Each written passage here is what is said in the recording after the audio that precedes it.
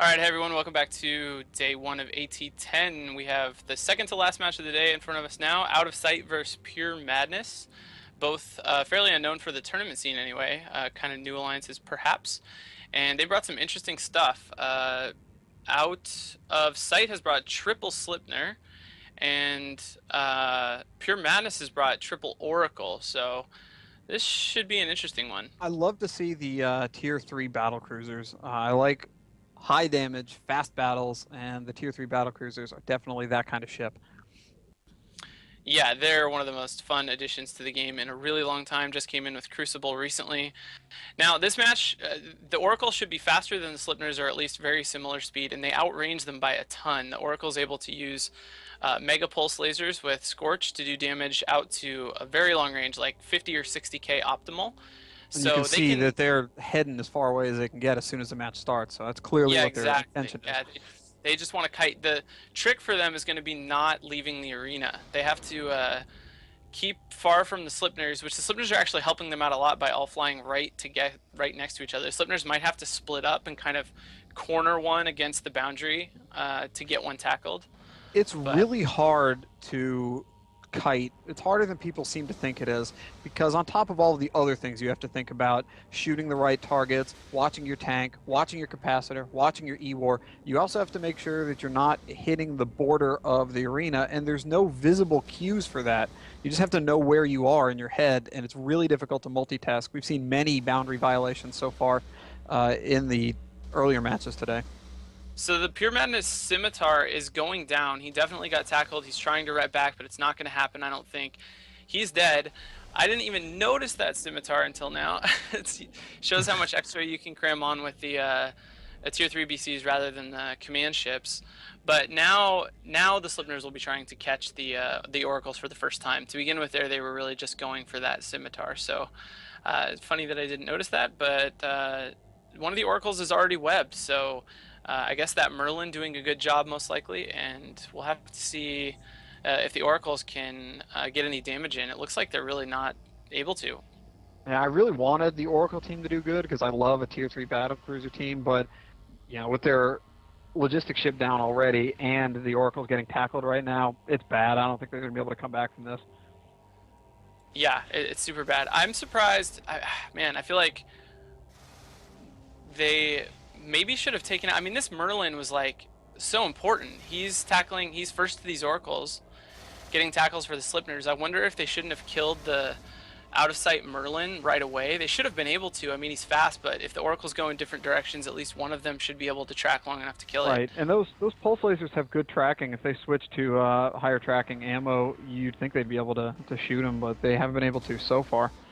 Although, as I So say that, he's being shot. second And Oracle he's dead. down. They did kill the. Oh yeah, Yeah. okay.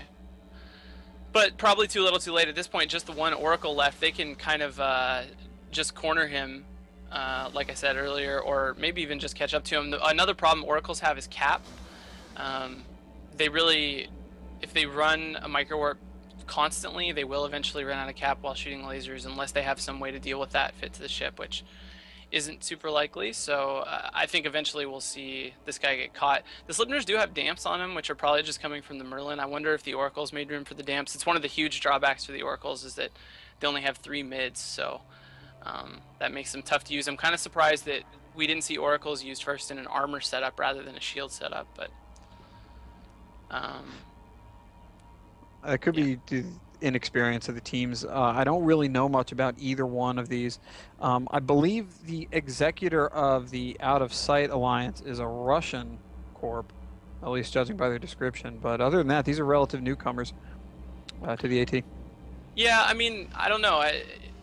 Inexperience is an interesting subject, I guess, within the tournament, since obviously these teams are low on tournament experience, but the way they're flying the Oracles works great on TQ.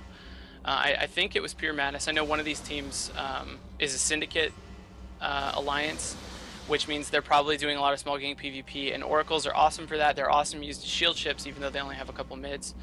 But in the tournament, it's just kind of a different story. I mean, I feel like they actually got lucky here to get a fight where they weren't going to have to face a bunch of E-War. You know, like Ravy said, ECCM is really, really important, and Well, these Oracles Slipner just Sleipnir just caught up with that Oracle, and he's about to die very quickly. Yeah. Yeah, I mean, that's the other thing, is there's just no tank at all.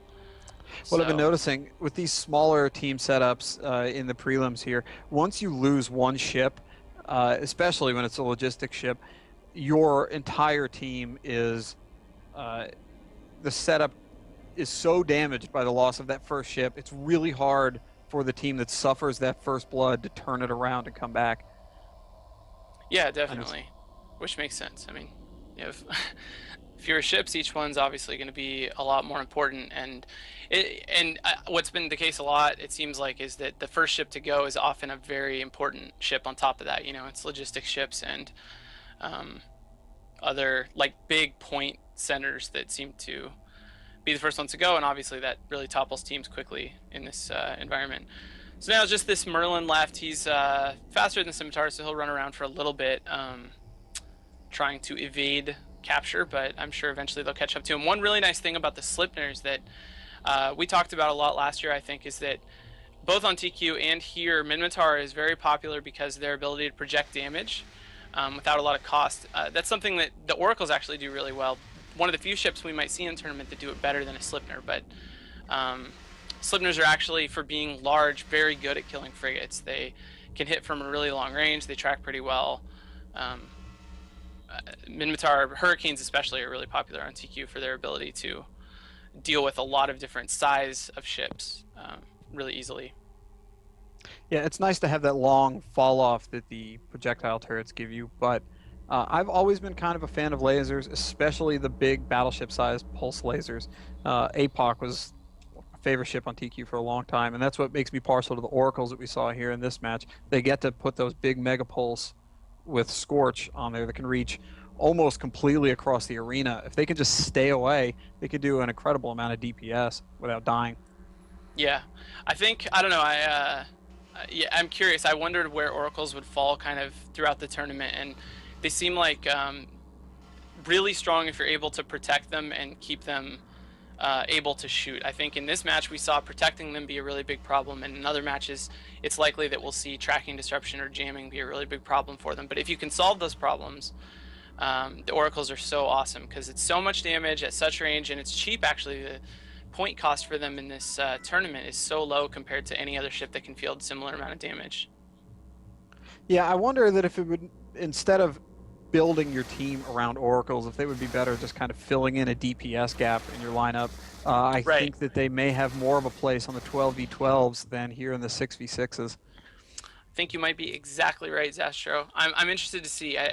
Thank you for also, finally admitting that. It was music to my it's ears. rare, but I'll give you credit when it happens.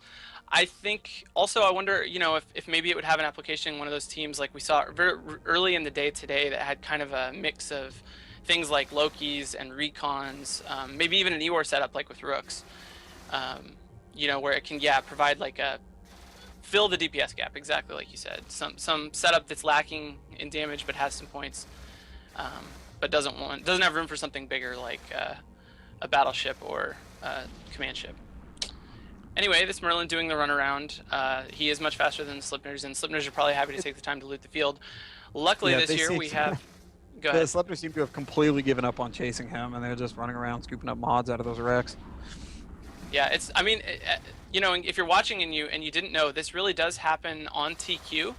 The entire tournament happens on Tranquility, the main server where everybody, you know, shares the same market, the same resources and everything. So when there's time in the tournament, these guys are actually making, you know, looting stuff matters. It actually carries back to post-Alliance tournament action, and anything you lose really matters. All the ships are bought and paid for with real TQ money, so it shouldn't be a huge surprise for people to stop and loot when they get the opportunity, I guess. It does give an advantage to some of the richer alliances that if they can put some of the more expensive ships out there, if another smaller alliance can't afford it, it could give an advantage to more of the old school richer people, but not necessarily. We've seen very expensive setups lose to very cheap ones in the past. Yeah, I mean, 1 minute left in this match. Yeah, just 1 minute to go. The tournament is such a, I think, a really great parallel of TQ. The way that ISK and how much ISK you have influences how successful you are. it makes a really big difference. It's something great to be able to have at your disposal, but it's not the only thing. It's not the end-all thing. You can't buy success, well, at least not by buying ships. You might be able to buy off your opponents, but Which has it's not. happened in the past. It's not like someone can come and buy a nice enough setup to beat anybody. But having a lot of money to be able to spend makes a really big difference. We saw tons of ISK get thrown at the tournament in the form of auction spots this year, and then we also have already seen tons of ISK thrown at faction battleships, as well as I'm sure tons of hardwirings and even ammo. I know Ravy said once he lost a ship in the Alliance tournament that had hardwirings like, aren't allowed, just to throw that out there. No, they are. Pirate implants aren't. Hardwirings are. Maybe but you're right. Ravy said he lost a ship once in the tournament that had 700 million ISK in ammo in the hold when it died. So there is ways to spend a lot of ISK on the tournament. But anyway, that's the match. Out of Sight's going to take it with the Slipner team, and we'll be back for our final match before too long. We'll see you guys then.